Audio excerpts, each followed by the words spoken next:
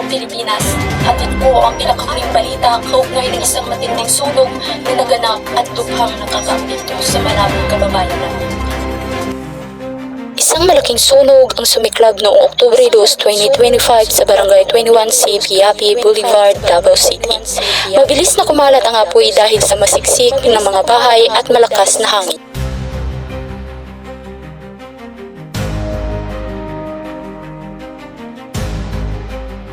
Umabot ang sunog sa ikalawang alarma at kalaunan ay tinaas sa ika-4 na alarma bago tuluyang nakontrol ng Bureau of Fire Protection.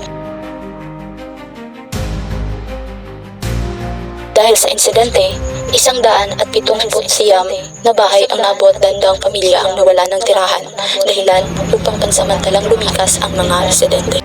Sa ngayon, patuloy ang investigasyon ng mga otoridad habang nagpaabot na rin ng tulong ang lokal na pamahalaan sa mga apektadong pamilya.